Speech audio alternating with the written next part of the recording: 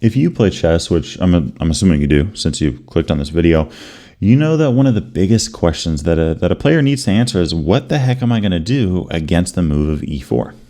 Right? There's 20 different options, and on one end you have very strong and very, very popular openings for black, including the Sicilian Defense and the Caro-Kann Defense. On the other side, you have very rare and very weak openings, like the Borg Defense or the Wild Bull Defense. I mean, both of those are just terrible. But how can we combine strength and rarity? Now, let's just take a step back from the board for a second, right? Is it better to play something good, something strong, or something weak? Something strong, obviously. Is it better to play something popular or rare? I think a lot of players just jump immediately to what's popular. And okay, that could be because usually if something's popular, it means it's strong. But let's just take the strength out of it for a second, right? Is it better to play something popular or something rare in and of itself? I would say rare, because you're taking your opponent out of their prep and out of their comfortability, right? For example, I played e4 for many years, okay? For those of you that are subscribed to this channel, you know that I played nothing but the Hippopotamus Defense to reach the National Master title. And obviously during that time, I wasn't playing e4, but for a very long time I was.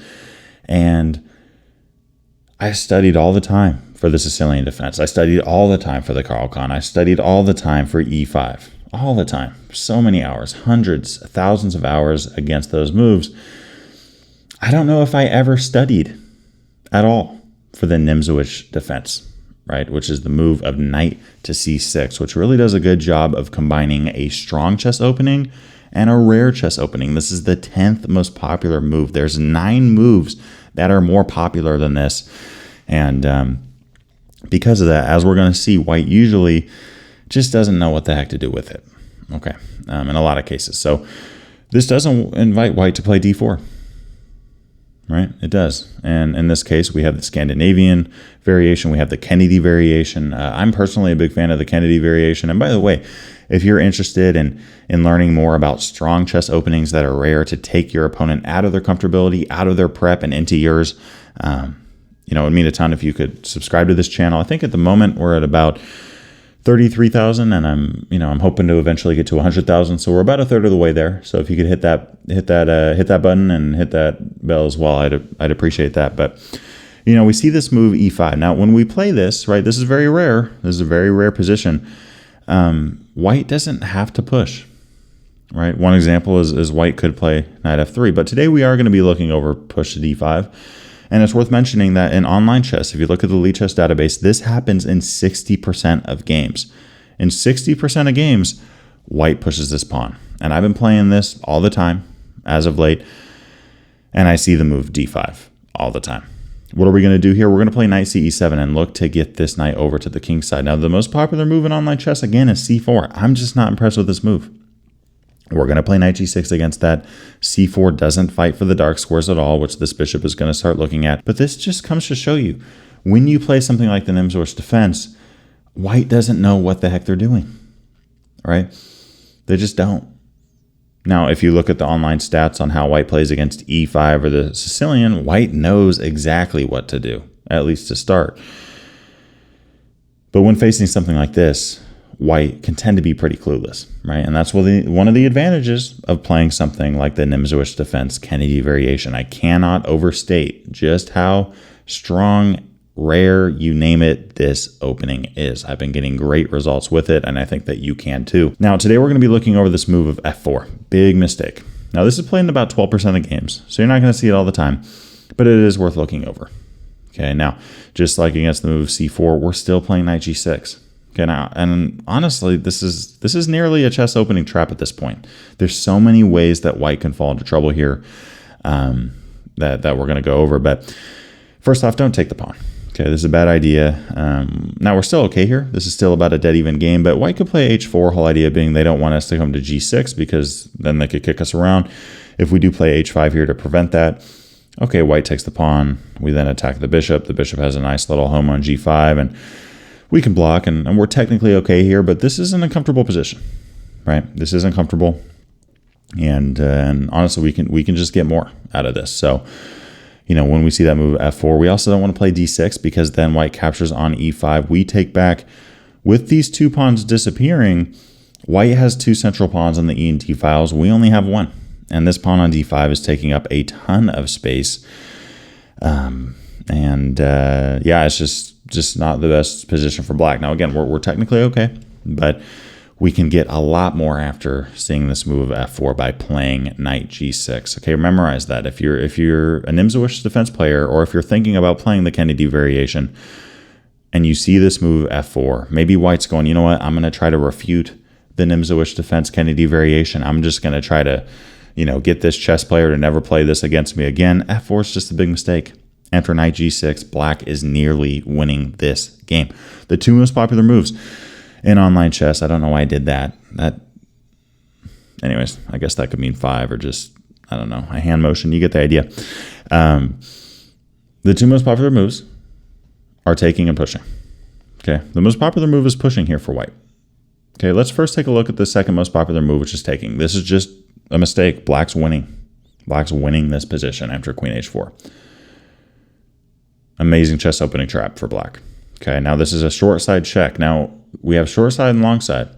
We have a long side diagonal and a short side diagonal, right? Pretty self-explanatory, white's long and short. When we check from the long side, it's not as dangerous against the enemy king because the queen could block, the bishop could block, the knight could block 2 different ways. When we check from the short side, none of these pieces can block. They just can't do it. Only a pawn can block, right? So, in this case, if we see something like the king run to D2, which is the best move that white has there, we take on E4. One of these pawns is going to drop. I mean, we're looking at queen takes D5 with check. If knight C3, trying to stop that, let's pin the knight and then look to take that pawn. If queen F3, okay, fine, we'll take on E5. We're up a pawn here and you have a king on D2. You have a king on D2, okay. If king E2, this isn't good. We take on E4 and we get check, right? That's not good. I mean, something like king D2 will win another pawn. Something like king F2, let's get another check against that king, and that's actually going to give us a forced mate from that point. And finally, if G3 here, we take on E4. Thank you for the rook. That's it, right? So, yeah, I mean, this move of knight G6, you can't take. Big mistake because of queen H4. The king has to run, in which case we take the pawn on E4. And if you block, we take the pawn on E4 and we win your rook. Now, what else could we see here from white?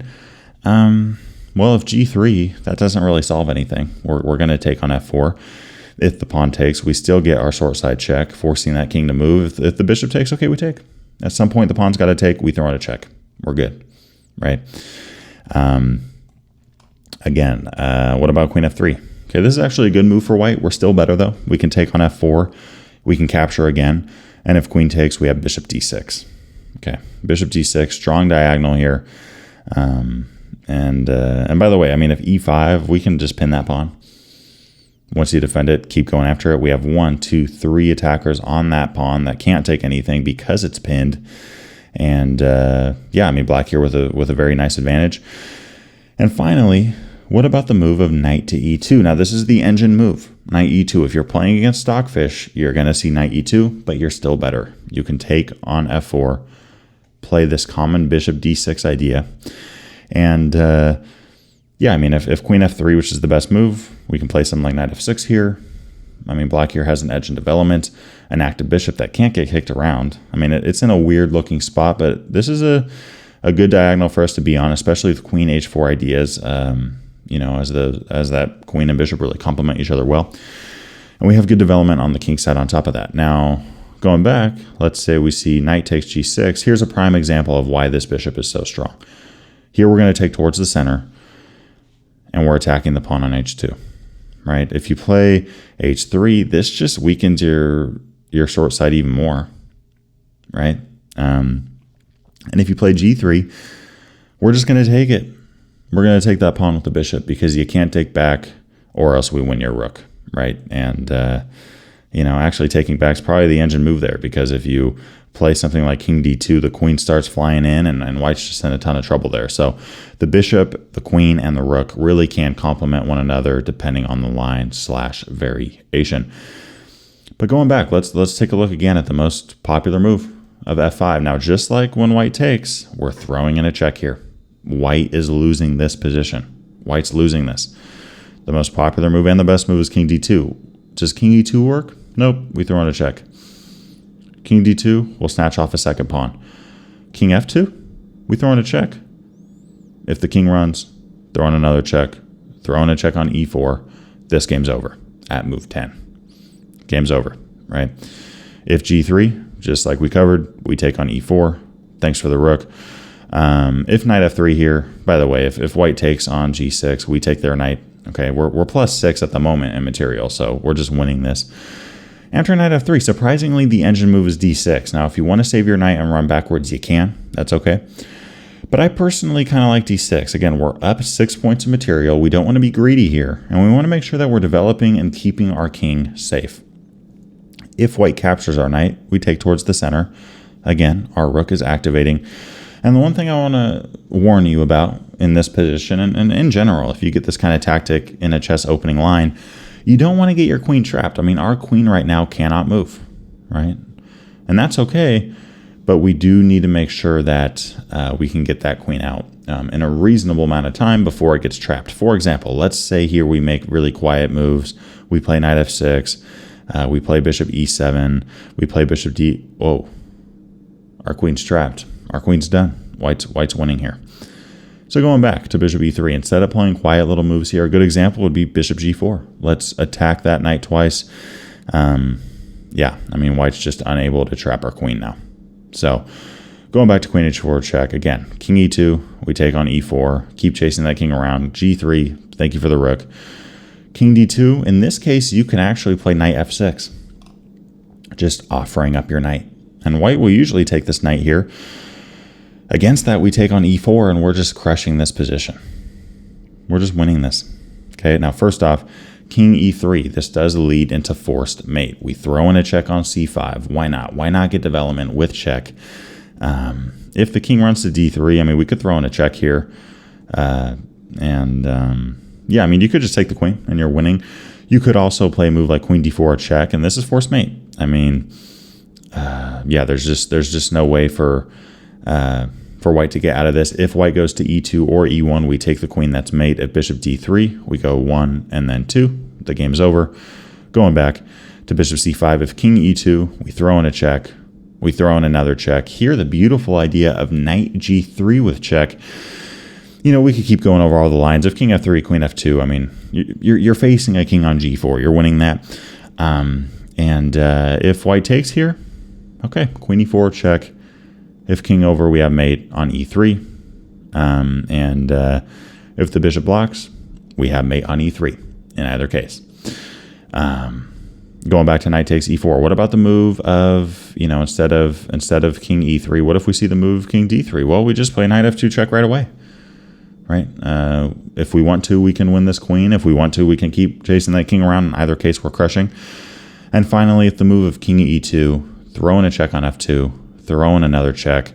We're just going to keep going after the enemy king here. I mean, something like king c3, knight a4, something like king c4, b5 with check. Go after that king. It's hard to imagine that white's going to survive this game very long. And if they do, they're going to have to give up material because of it. So we see this move of knight f6. White just can't take that knight. They just don't have the time. We have 3 pieces developed. White technically has 1. Okay, when we're counting development, we're not counting pawns. I guess you could say your king's developed, but that's not really a good thing. If you play the engine move here of queen f3, we're now going to take on e4 with check.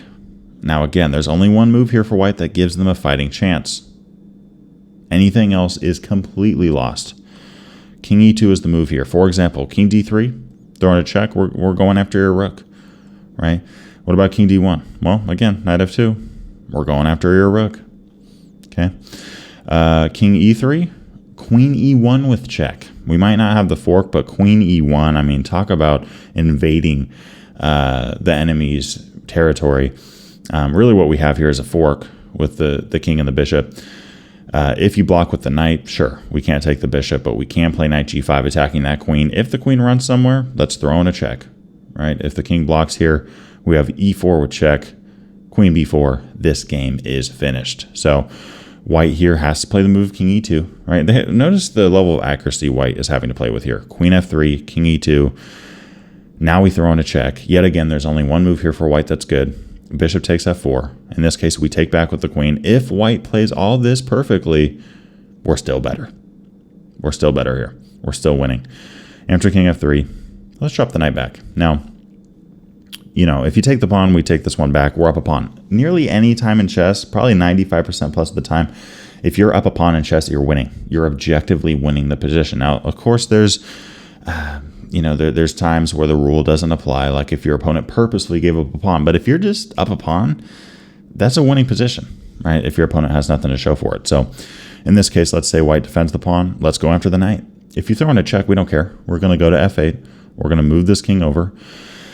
And if you want to take on f4 now, knight takes d5 with check, right? You move the king, let's take on c3 and just go up more material. If you take the knight, let's take your rook. And notice here, knight takes c7. It's funny, when I was first going over this line, I was thinking, gosh, this doesn't seem good. We're about to lose our rook. But then I realized, wait, our king's not in check, right? Rook b8. We're up the exchange here. We're up the exchange with a 1 endgame. And going back, what if white doesn't take that pawn and we instead see bishop d3, a more slow approach? All right, g5, let's look to defend that pawn. If white en passant, okay, we'll take towards the center. Again, king takes f4, this doesn't work. We're going to throw in a check. If you move the king, we're going to take on c3, take again. We're +2 here. We're up 2 pawns, and we have the bishop pair. What about knight ge2? Okay, we can play d6, right? This is just a great position for black to work with. For example, let's say knight takes f4. We can play g5, just going after that minor piece. Once the knight runs away, throw in a check on g4. We're sitting at even material, but in terms of activity, in terms of weaknesses, in terms of, king safety, black here really does have a big advantage. So again, when you're trying to combine a strong opening and a rare opening, it's hard to skip over the Nimzowitsch defense. It's hard to not at least give it a shot, okay? The Kennedy variation can get great results. Okay, one of my students in particular that I'm thinking of at the moment has gotten great results with it. I've gotten great results with it. Again, in this position, you're playing knight c6. Against d4, you're playing e5. Most of your games here, according to the stats, you're going to see d5, which is my favorite move to play against. You're playing knight e7, and even against f4, you're still playing knight g6. Usually white will take or push, both of which are just terrible for white. And even if they don't, you have a much better position. I'll see y'all in the next one. Peace. What's up, y'all? It's July of 2024, and I wanted to give a shout out to my Patreon supporters. Y'all are helping me do this full time, and if you haven't checked out the benefits that you gain by becoming a member before, I highly recommend that you go and check it out. It's a lot of fun to hang out with you guys, get to know you guys better, those of you that join the Patreon community. And on top of that, just a quick reminder, right? If you're wanting more content like this, just a reminder to hit that subscribe button, hit that like button, as well as that notification bell, so that you don't miss out on a video coming your way. And again, I appreciate y'all. I'll see y'all soon. Peace.